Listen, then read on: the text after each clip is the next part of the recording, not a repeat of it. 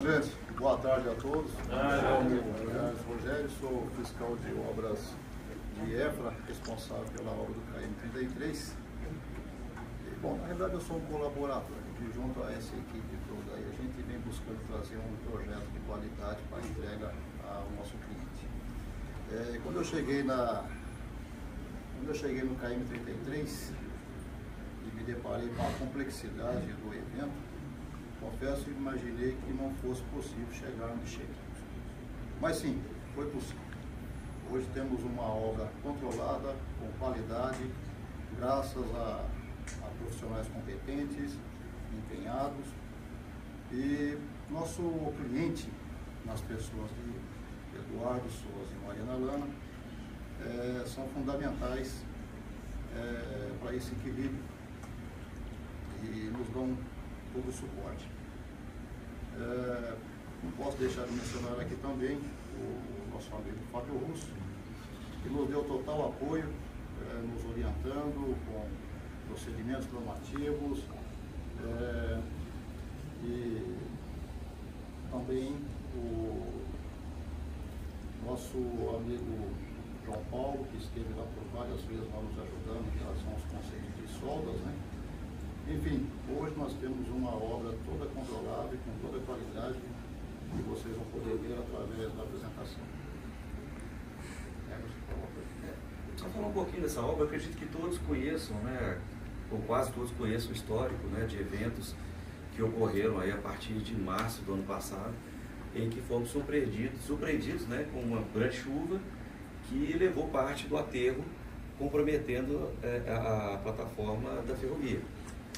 Então essa obra, desde o início, como o Rogério mencionou, foi um desafio muito grande, porque as soluções de engenharia saíam do forno e as mobilizações de equipe, equipamentos, as execuções precisavam ser imediatas e rápidas, porque naquele momento estava realmente comprometido, ainda o que sobrou da plataforma, né, ainda estava comprometido. Então, através de soluções, né, puxamento da linha, uma nova variante da linha, uma obra de drenagem emergencial, junto com a execução de estacas, né,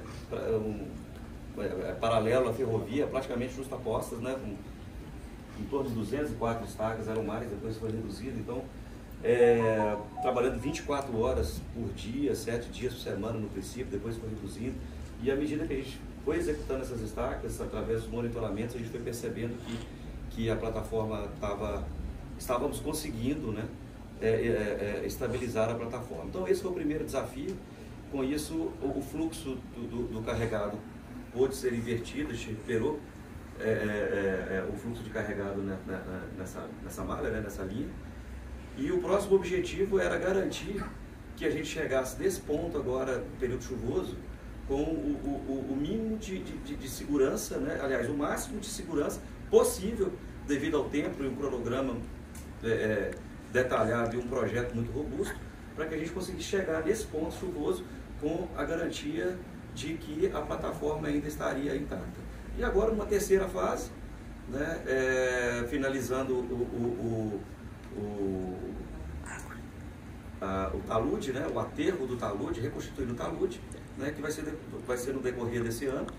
Né? Acredito que até agosto, setembro, pelo cronograma setembro, mas a gente acredita que consegue um pouco antes, a gente vai restabelecer o talude e concluir a drenagem. Então, assim, é um breve resumo, não vou ser muito longo, né, para que todos possam conhecer um pouco dessa história, que realmente foi um desafio para todos nós, né? Foi um desafio para todos nós.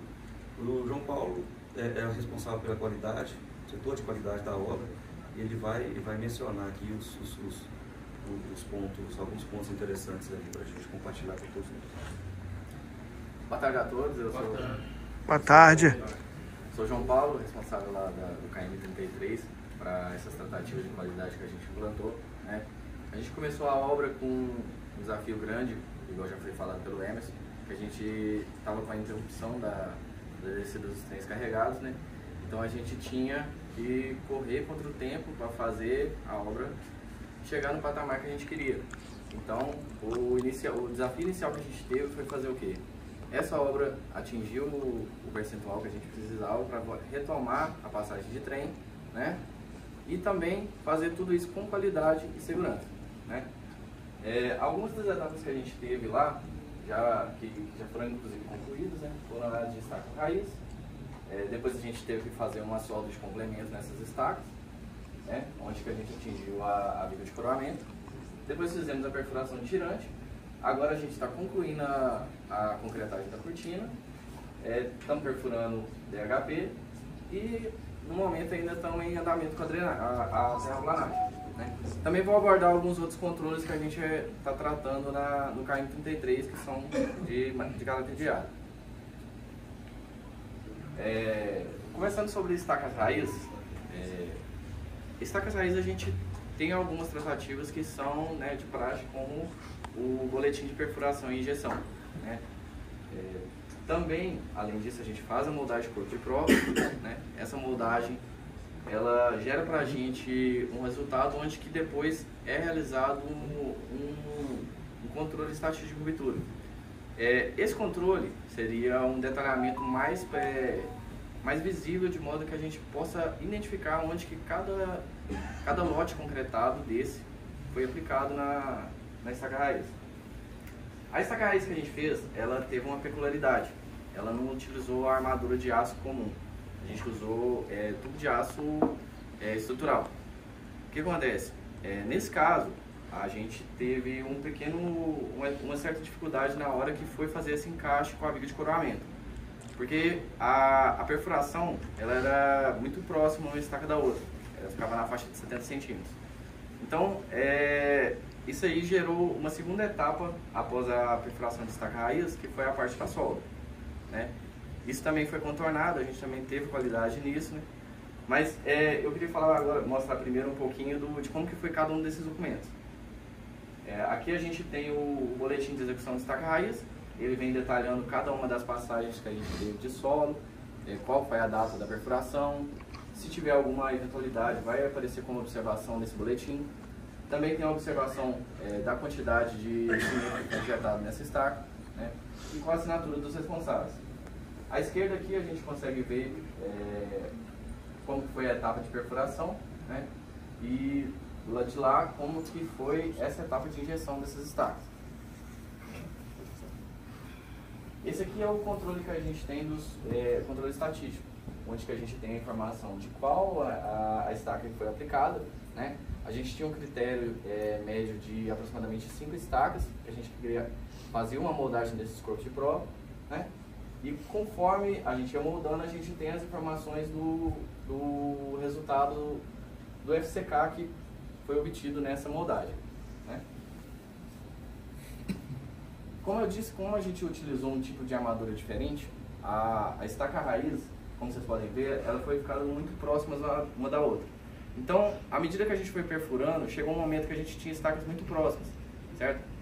Então, quando era para a gente bater a cota de topo dessas estacas, foi necessário a gente fazer uma solda nesse complemento. Porque o que acontecia? A gente tinha que perfurar uma estaca que estava do lado da outra, então a gente tinha que cortar ela para depois fazer essa solda para ela atingir a cota de topo, certo? Nisso, a gente fez uma parceria com a empresa que foi contratada para realizar essa solda, né? E essa empresa, né, foi e apresentou para a gente todos os certificados cabíveis, tanto dos funcionários dela responsáveis pela solda, quanto do material que ela utilizou com a gente, que foram certificação de consumível, a qualificação do soldador, também qualificação do processo, né? E durante essa execução, a gente tinha um inspetor que vinha na nossa obra para avaliar a qualidade da solda de cada uma dessas estacas. Em todas elas foi feita uma inspeção visual e um percentual, que foi de 30%, a gente realizou a inspeção por LP. Essa inspeção em LP é uma inspeção mais profunda, né, que garantiria uma amostragem bacana para a gente ter uma segurança na estaca também. Ah, sim, eu esqueci de falar, a gente também, tanto na estaca raiz como na solda dela, a gente também tem o preenchimento de checklist, que é para fazer uma avaliação ainda complementar do que já é feito da rotina de qualidade. Aqui é um pouco do processo, que a gente tem a solda do tubo armação, depois a gente vem com a inspeção do profissional, ele vai gerar um laudo, esse laudo são dois, né? O laudo de inspeção visual e o laudo de inspeção por LP. Com base nesse laudo, eu gero essa rastreabilidade de todo o processo de solda que foi executado, onde eu tenho a informação do soldador, qual estaca que ele soldou, qual foi a data que foi feito, se tem um laudo de LP, se tem um laudo visual, qual que é o número dele. Então, para a gente ter um retrocesso para voltar e identificar onde foi feito cada uma desses ensaios, a gente tem uma visibilidade muito melhor. Aqui é como é o laudo gerado pela empresa, onde todos os responsáveis assinam, né, que a gente participa também durante o processo da verificação do inspetor, né. Do lado esquerdo a gente tem o lado de inspeção visual, do lado direito a inspeção de LP, né. Esse lado também vem com algumas fotos que é possível identificar com a evidência do processo. Agora falando sobre a viga de coroamento. A viga de coroamento a gente introduziu nela uma ficha para liberação da concretagem. Essa ficha de liberação de concretagem, o intuito dela foi de corresponsabilizar todos os funcionários que estão ali verificando o andamento da atividade. No caso, a gente tem um responsável pelo alinhamento, que é a topografia, tem um responsável pela montagem de formas, tem um responsável pela armação. No caso da gente, a gente tem feitor de armação, tem feitor de forma. E também o profissional que é responsável pela segurança, para que a atividade seja executada com segurança, também assina atestando. E depois disso, no caso sou eu responsável pela qualidade, assino também, e o nosso fiscal, o Rogério, também assina, atestando que a peça está apta a ser concretada. Além desse, a gente tem o controle de rastreabilidade do material que a gente está utilizando, que é do aço concreto. São as notas fiscais, certificado de qualidade, a gente tem o traço que ele é aprovado antes da gente rodar para a obra. Quando a gente vai fazer a concretagem, a gente também tem um teste de slam, para adequar também ao que foi pedido em projeto, e com isso a gente molda a corpo de prova. Depois a gente tem esses resultados e onde que eu consigo obter também, semelhante ao processo anterior, a ficha de controle de estatística e ruptura, que é onde eu também vou ter aquela visibilidade bacana para identificar onde que foi aplicado cada um dos traços que a gente rodou e qual que é a resistência que a gente obteve. Aqui é um pouco do processo que a gente teve lá. A gente tem a regularização do solo, onde vai ser concretado, a armação das formas, né? A armação das ferragens, depois a montagem de formas, e para concretagem a gente tem essa liberação que eu falei, que é a ficha de liberação e também os processos de moldagem de corpo de prova e slam test. Aqui um pouco desse processo, que é, como eu falei, a ficha de liberação, o slam test quando é realizado e a moldagem dos corpos de prova. A próxima etapa que a gente teve na obra foi a perfuração em tirantes, que a gente terminou inclusive há pouco tempo.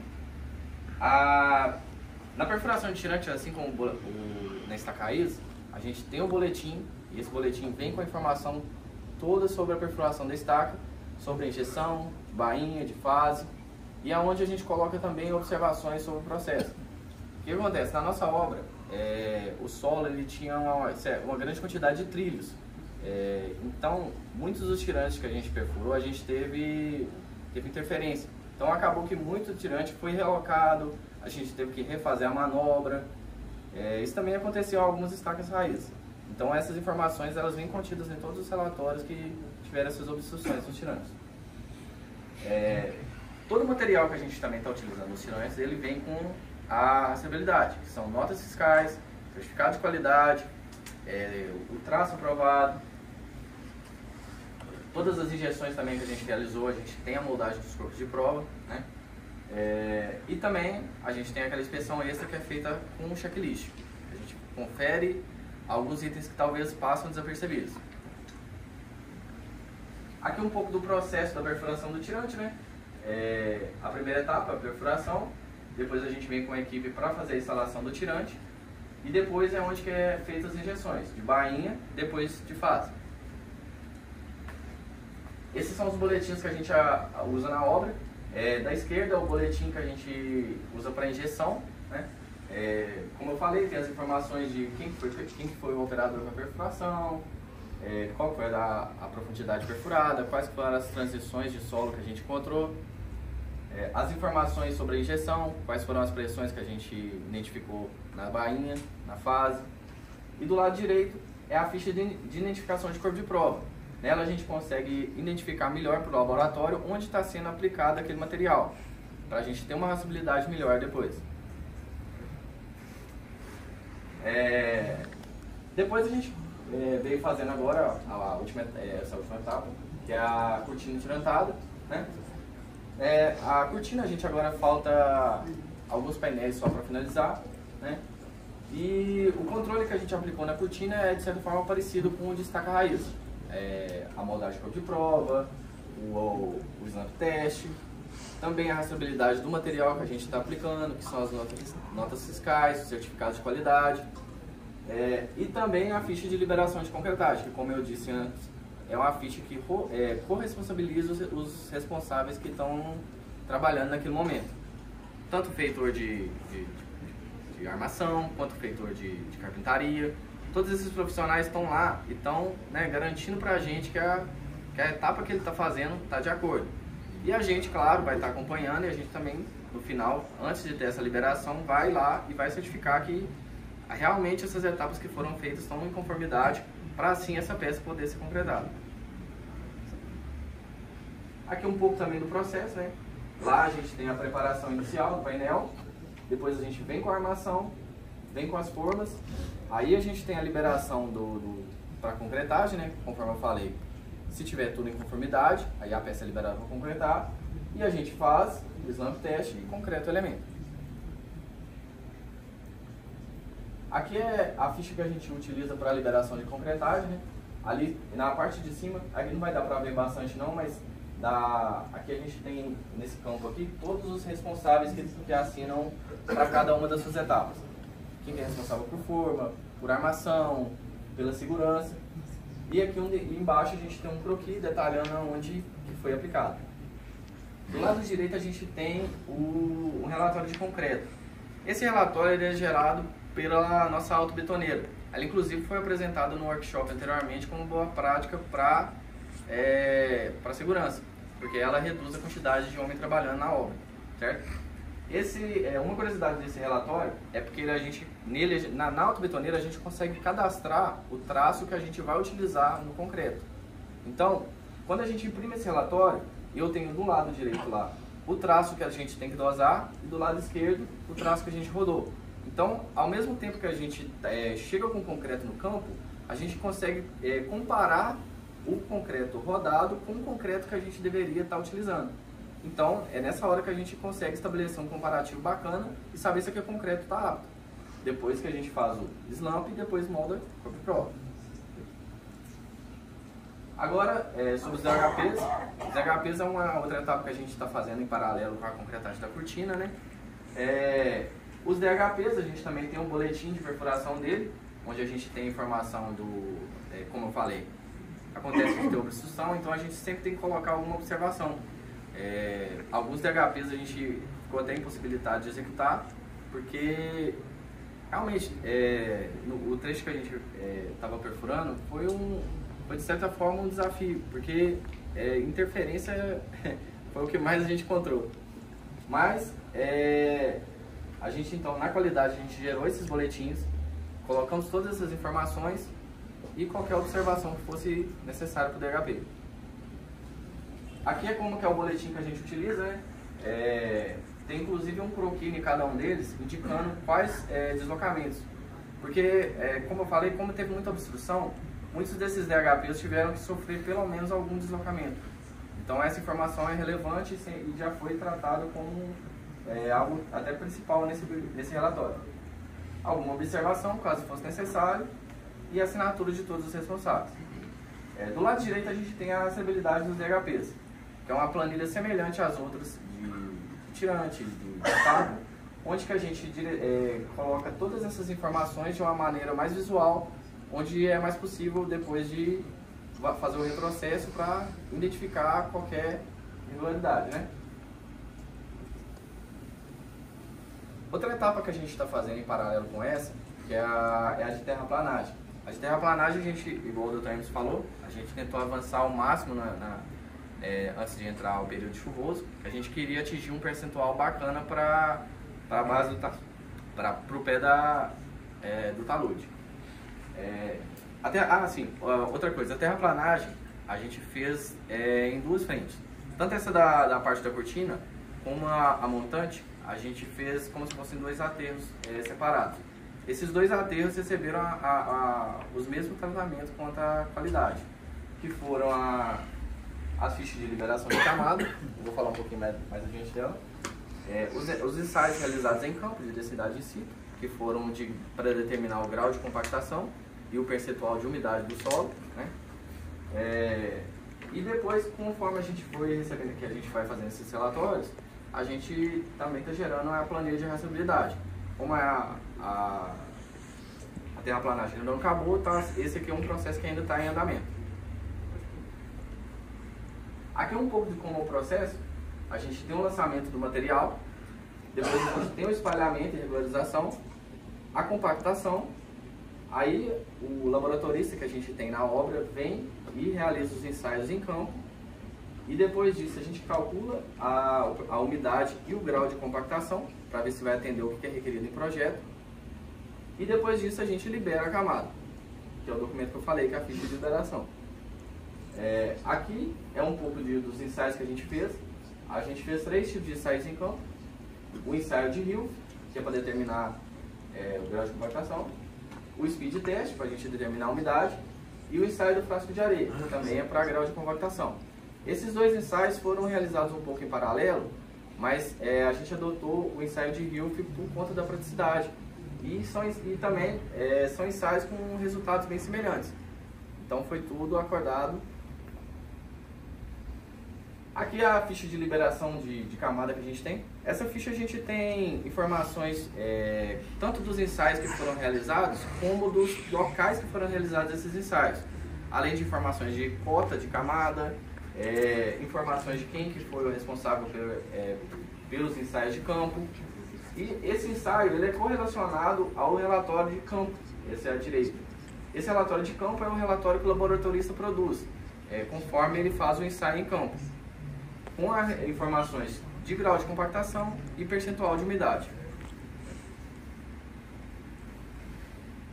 Essa aqui é a planilha de rastreabilidade do aterro. Essa já é referente à parte da montante, que foi a primeira etapa do aterro que a gente concluiu. Nela é possível ver qual que é o número da camada, quem foi o responsável pelos ensaios, qual a data que foi feito cada ensaio, e também informações de qual o número do ensaio que foi feito, para a gente ter, como eu disse anteriormente, uma rastreabilidade melhor. Para você voltar depois e localizar qual o documento que você tem que identificar para uma parte específica do aterro, você pode pegar essa rastreabilidade e voltar com muito mais facilidade. Agora eu vou falar um pouco de outros controles que a gente adota na nossa obra. A maior parte desses controles aqui são adotados diariamente, né? Começando do acompanhamento visual. A equipe de liderança da Progel, que trabalha no KM33, ela tem um grupo de WhatsApp. Esse grupo do WhatsApp nele a gente manda informações diariamente do que está acontecendo na obra e a gente manda diariamente esse acompanhamento visual. A finalidade desse acompanhamento visual é gerar um informativo para qualquer um dos funcionários que estão trabalhando na obra que não estejam nas proximidades do momento. Então, algum funcionário que quiser pegar uma informação da obra, só olhando para esse acompanhamento visual, ele consegue ter uma visibilidade muito maior do que está acontecendo e ter muito mais informação do que é o processo que está acontecendo na obra. Junto com ele a gente tem o RDO, que ele é feito também diariamente, as reuniões de acompanhamento de qualidade e também alguns outros controles que a gente vai implantar conforme o andamento da obra. Aqui um pouquinho do acompanhamento visual que a gente tem na obra. Como vocês podem ver, a gente vai preenchendo conforme o andamento diário. Então, quem não está presente na obra, só de ver pela legenda e pelo demonstrativo visual, já consegue entender muito bem onde é que a gente está trabalhando, certo?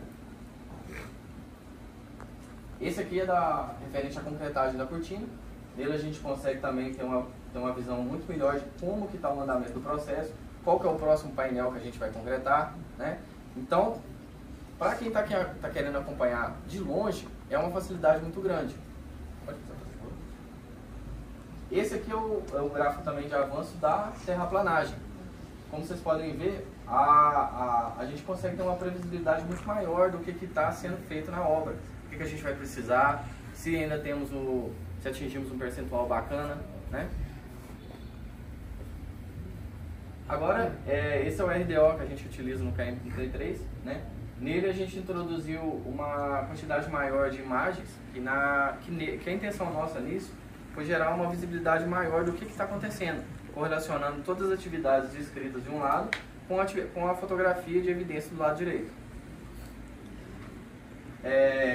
No KM33 também a gente faz as reuniões de acompanhamento de qualidade, né?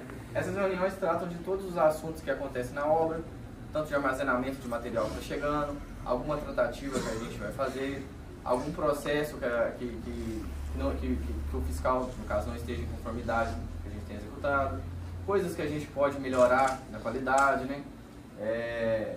Aqui é um pouco do KM33 mesmo, né? Ensaios que foram realizados lá, armazenamento de ferro, onde que a gente armazena os corpos de prova. Agora também um pouco do que a gente vai fazer agora no futuro, né?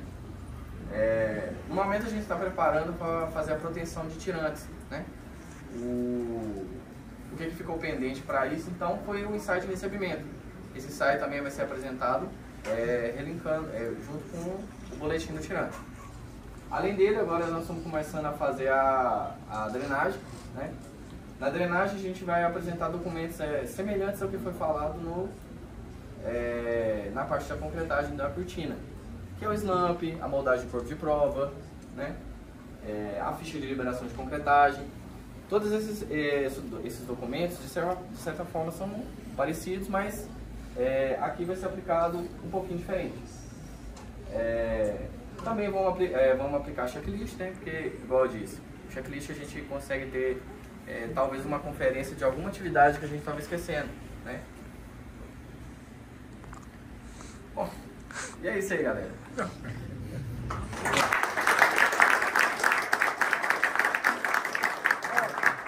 pra gente não perder o horário, Emerson quer falar alguma coisa? Não, Não?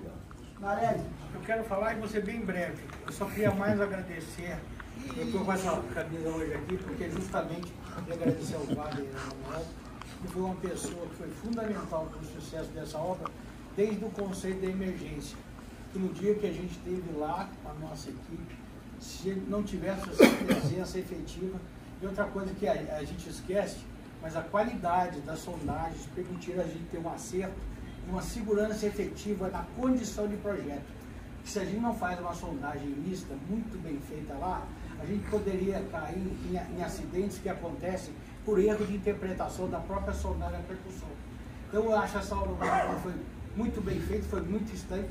Teve inovações que falamos da perfuração com revestimento simultâneo, que é uma renovação que nesse tipo de material aterro, bloco jogado, alteração, rocha, lâmina d'água, interferência, foi fundamental também para salvar a obra, uma obra que foi planejada para garantir um fator de segurança, eu digo segurança dos trabalhos desde o início da atividade, que você no início estava contando melhor que você queria botar uma linha de vidro de fora a fora, pendurando todo mundo em cima. Quer dizer, ter o conhecimento da geotecnia ligado à segurança do trabalho para poder fazer uma obra segura.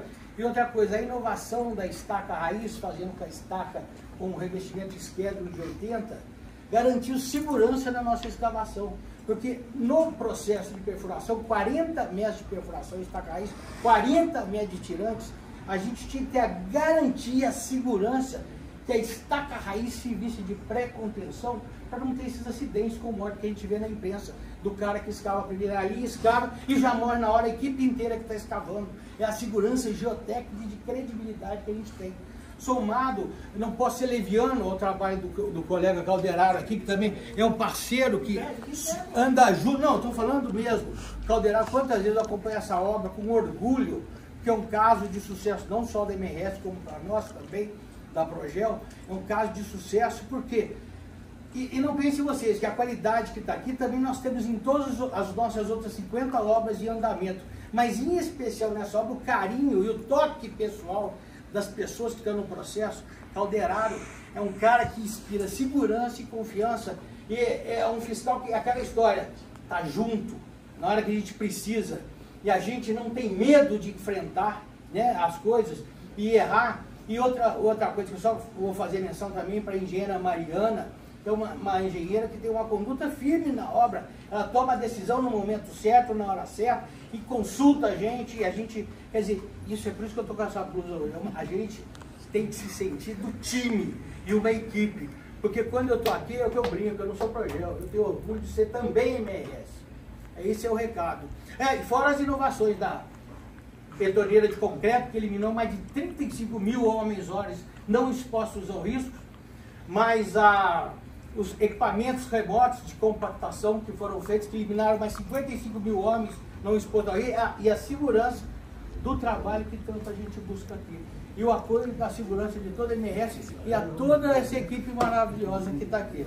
Tá bom, tá? Espero não ter esquecido de alguém, fora as nossas outras obras, senão Deote fica com ciúmes, o Guerra, que a gente está aí, todas as obras, eu tenho um respeito muito grande por vocês, e um orgulho de estar aqui só finalizando, e com esse menino novo, que é a futura geração, com o Emerson também, que é um cara que a gente confia, que é os olhos e ouvidos de quem assina às vezes RT, que pelo menos não quer ir preso, e quer fazer as coisas da maneira que foram montadas ali. Mas é verdade, gente. Vocês acham que o papel é brincadeira, hein Wagner? O papel é brincadeira? Assinar um papel é fácil assinar? O papel salva a obra, a DDS que você faz, a análise preliminar de risco, ou a ação e atitude genuína de estar fazendo certo é o que vale. É isso que a gente demorou, não é um ano não. A gente demorou aqui na MRS, acho que é 15 anos para tentar atingir um nível de maturidade que, se a gente bobear, a gente cai do cavalo. Então é o que eu falo, é difícil, como é que é? Chegar não é difícil, manter é difícil. É isso que a gente, é o recado e a mensagem que a gente passa para todos os colegas, para perseverança.